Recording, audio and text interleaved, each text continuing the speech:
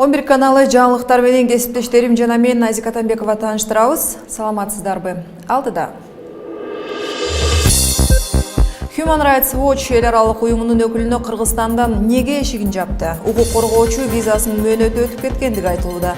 Ал арада бирөөлүү эл аралык уюм бул Кыргызстан үчүн кооптуу белги дейт. Орусия Сирияда дагы база ачат. Жаңы жылга чейин ал авиабаза ишке кирип калат делди. Айрым маалыматтар боюнча Орусия ал жерге тийиштүү жабдыктар ташый баштады. Өзбекстанда айдоочуларды сак болууга чакырышты. Коңшу мамлекетте автотранспорт башкармалыгы унаа каражаттарында коопсуздук чараларын күчөттү. Кыргызстанга келген Human Rights Watch эл аралык уюмунун өкүлү Мира Ритман Манас аба майданынан эле артка кайтарылды. Тышкы иштер министрлиги Ритман айрым миграциялык мыйзамдарды бузганы үчүн Кыргызстанга киргизилген жок деп түшүндүрүп, бул туурасында ашыкча комментарий берүүдөн баш тартты. Айрым маалымат каражаттары Мира Ритман Кыргызстанда нон грата деп жарыяланды деген маалыматты Тышкы иштер министрлигинин басма сөз кызматы четке кагып, ал макам саясатчы же дипломаттарга берилерин айтты. Маалыматка караганда Мира Ритман Кыргызстанга Стамбулдан келе жаткан. Мира Ритман айым 2015 жылдын 2 декабрында Кыргыз Республикасына Стамбул-Бишкек авиарейсимен учуп келген.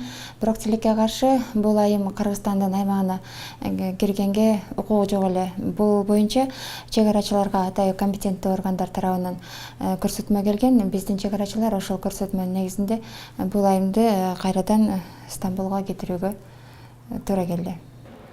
Эл аралык укук коргоо уюмунун аткаруучу директору Кеннет Рот бул окуя күтүүсүз болгондугун жана ал Кыргызстан үчүн кооптуу белги деп айтты. Жана ал кыргыз бийликтерин Ритман айымга карата чектөөнү алып салып, анын Кыргызстанда иш алып баруусуна шарт түзүүгө чакырды.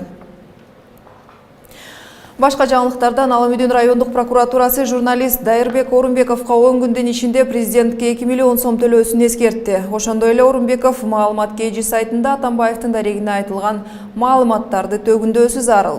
Эске салсак, 2014-жылы сентябрда аталган журналист Атамбаев унуткан, Отунбаева жаап койгон ош окуясына качан саясий баа берилет деген аталышта макала жазган. Аламүдүн райондук соту июнда ал макалада президенттин ар намысына шек келтирилген деп Орунбековду айыппулга жыккан. Андан бери сот өкүмү аткарбай жүргөн журналистке прокуратура ушинтип эскертүү берүүдө. 6-чы чакырылыштагы жогорку кеңеш өз ишин баштаса да, БШК жана талапкерлер чуусуна чекит коюла элек. 1-май райондук соту кечээ Республика Ата журт партиясынын талапкерлерин бош шайкомго карата доо арызын канааттандырды. Эми БШК 3 күн ичинде Жыргалбек Саматов боюнча бир чечимге келиши керек. Эске салсак, Саматов сотко Борбордук шайлоо комитети жогорку соттун өкүмүн аткарбай аткандыгы тууралуу арыз менен кайрылган. Жогорку сот 5 ноябрда орус жарандыгы бар деп талапкерлер тизмесинен Саматовду чыгаруу тууралуу БШК чечимин мыйзамсыз деп тапкан. Эл аралык жаңылыктардан Орусия Сирияда ислам мамлекети согушчандарына каршы күрөштө дагы бир аскерий базасын түптөөдө. Буга чейин Орусиянын Хомс провинциясында авиабазасы иштеп келгени маалым. Жаңы орусиялык базасын жайгаштыруу боюнча Шайрат аба майданына иштер башталганын Сириядагы укук коргоочулар кабарлашат. Франс пресс агенттиги өздүк маалыматтарына таянып, буга чейин Шайрат аба майданына орусиялык аскердик кеңешчилер келип кеткенин жана орусиялык жаңы база декабрдын соңуна чейин иштеп каларын кабарлады. Ал эми Рейтер Орусия Шайраттагы аэродромго атайын жабдыктар ташый баштагандыгын жазды. Түркия президенти Эрдоган Орусия ислам мамлекети менен мунай жаатында кызматташаарын айтты. Бизде далил бар, аны биз бүт дүйнөгө ачыктайбыз, деди Реджеп Тайип Эрдоган. Эрдоганын айтымында мунайдын алармандарынын бири Жорж Хасвани аттуу сириялыкта орус жарандыгын тастыктаган паспорту болгон. Буга чейин Путин Туркия Су-24 учагын мунай каналдарынын коопсуздугу үчүн атып түшүрдү деген. Белградта Туркия жана Орусия тышкы иштер министрлери Мевлют Чавушоглу жана Сергей Лавров жолукту. Бул түрк-орус дипломатиялык алакалары солгундагандан берки биринчи жогорку деңгээлдеги эки өлкө сүйлөшүүсү болду. Түрк министри Орусия тарапка Су-24 учагында каза тапкан учкуч боюнча көңүл айтып, бул жолугушуу байланыш каналдарын ачууда маанилүү деди. Лавров жолугушуу соңунда орусиялык учак эмне себептен атылган тууралуу жаңы эчтеке уга албагандыгын билдирди.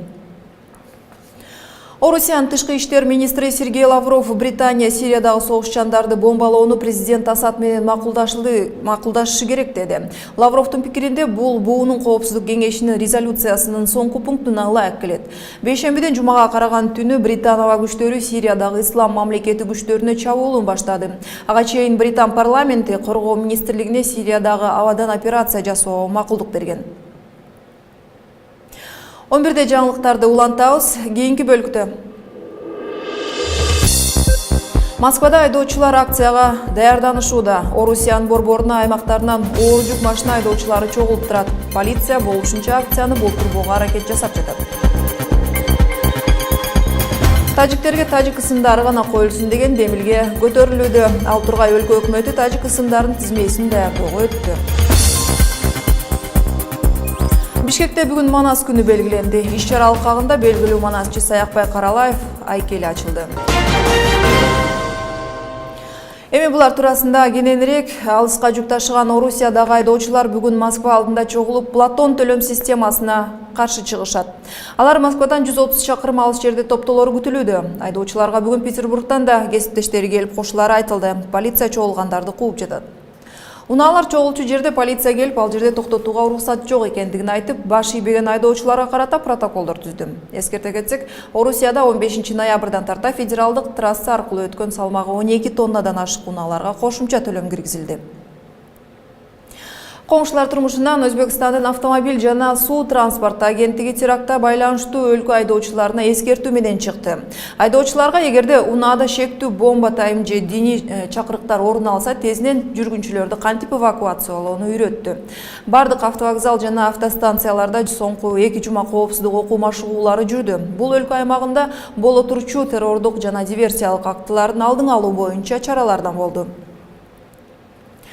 Тажик өкмөтү алдындагы тил жана терминология боюнча комитети тажик ысымдарынын бирдиктүү реестрин түзүүдө. Жергиликтүү жарандар чүрпөлөрүнө ал тизмеге кирген ысымдарды гана ыйгарышы шартталууда. Учурда тажик парламенти жарандык актыларды каттоо тууралуу мыйзамга толуктоолорду кароодо. Ал мыйзам колдоо тапса эле өлкө ысымдар тизмесин бекитмекчи. Соңында жергиликтүү жаңылыктардан бүгүн 4 декабрда Кыргызстанда Манас күнү белгиленди. Бишкектеги Манас айылында улуу манасчы Саякбай Каралаевдин айкели ачылды. Манас күнүнө карата 7 күн бою Манас айтуу жыйынтыкталды. 4 декабрь өкмөттүн токтому менен Манас күнү деп жарыяланган. Ушуну менен жаңылыктарды жыйынтыктайбыз. Кечиңиздер көңүлдүү улансын.